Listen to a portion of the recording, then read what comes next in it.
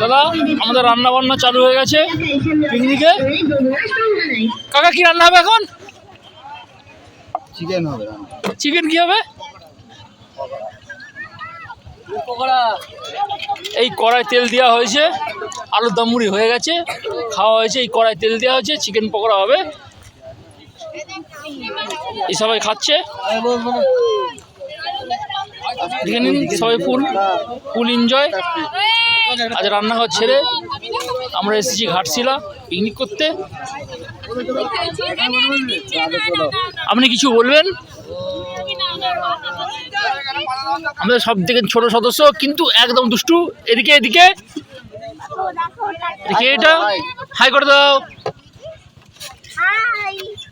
High করে দাও, high করে দাও। একজন ছোট সদস্য। প্রাকৃতিক দৃশ্যটি দেখে নিয়ে একটু ঘাটশিলা।